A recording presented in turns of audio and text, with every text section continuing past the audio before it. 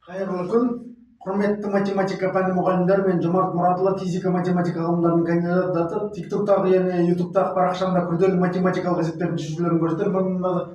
Тригонометриялық функциялардан анықталмаған интегралды қалай дұрыс табу керек екенін көрсетемін. Мына интеграл dx бөлінген бөлімінде косинус x плюс тангенс x. Бұл есеп оңай есеп емес, өздеріңіз көріп тұрсыздар, мынау таблицалық интегралға келмейді.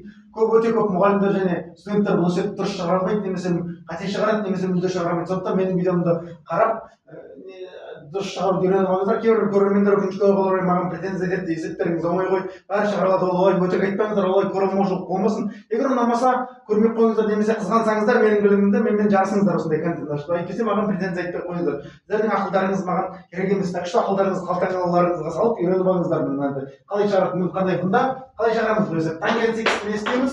Синус бөлінген косинус деп жазып алуға болады. Тангенс x түрлендірейік бұны. Косинус x плюс синус x бөлінген косинус x. Міне келісесіздер ғой, тангенс x деген синус бөлінген косинус. Ортақ бөлімге келтіреміз, сонан бөліміне түсіп кетеді. Бөлімнің бөлімінде тұрған нәрсе алымына түсіп кетеді. Келісесіздер, ол элементар нәрсе, 7-ші класстың материалы. Интеграл косинус x dx. Мына жерде косинус квадрат x плюс синус x. Қарайық. Әжеде барлығын синус арқылы өрнектеп қойшы бөлімін. Косинус квадрат дегенімізде бір минус синус квадрат қыдырысты. Интеграл косинус x dx. Мына бір минус синус квадрат x плюс синус x. Солай, енді қарайық.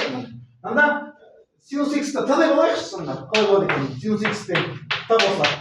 Онда қалай орнында белгілеуіміз, t-ның дифференциалы қалай? t-ның дифференциалын табамыз. Синустың туындысы косинус x и dx. Осыған тең міне. Значит, алымында дәл өсіп тұр ғой, значит, dt-ға тең. Аның бәрін тарқылы өрнектейміз, мына интеграл тең. dt бөлінген 1 плюс t минус t квадрат. Енді біз t квадраттың мүшесін оң болғымыз келіп, минусын интегралдың алдына шығарып жіберейік тең. Минус dt бөлінген t квадрат плюс t минус 1. 7-ші класстың материалы толық квадрат бөліп алайық мына жерден.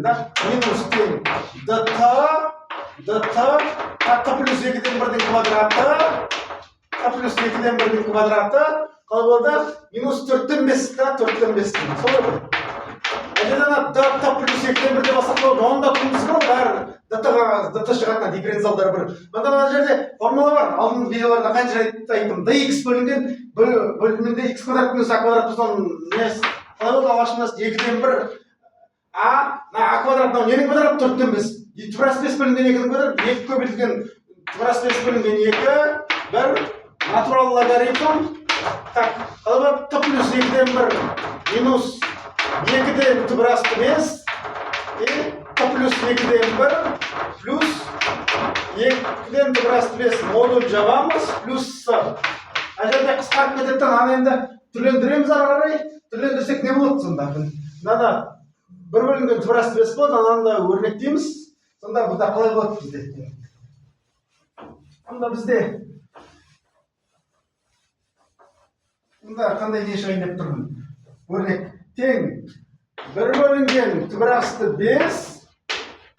ln, 2-ге көбейтіп жіберсек 2t плюс 1 минус тура 5 2t плюс 1 плюс тура 5 плюс модуль жауабы с.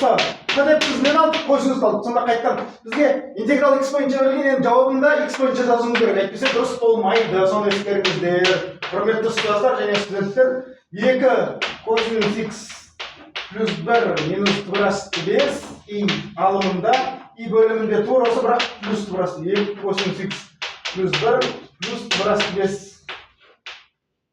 модуль плюс с. Мына интеграл неге тең міне? Мынаған тең екен. 1 бөлінген тура 5 көбейтілген ln натурал логарифм модуль бөлшек бөлімінде 2 косинус x плюс 1 плюс тура 5 алымында 2 косинус x плюс 1 минус тура 5 модуль жабылған плюс с. Көрдіңіздер ме, жауабым бар. Ол өте оңай емес. Значит, қиын есеп, мына есеп. Оңай есеп бәрі шығарады деп претензия айтпайсыздар маған. Ұнаса лайк қойып, видеом ұнаса лайк қойып, әріптестеріңізбен бөлісіңіздер. Барлықтарыңызға сәттілік тілеймін, сау болыңыздар.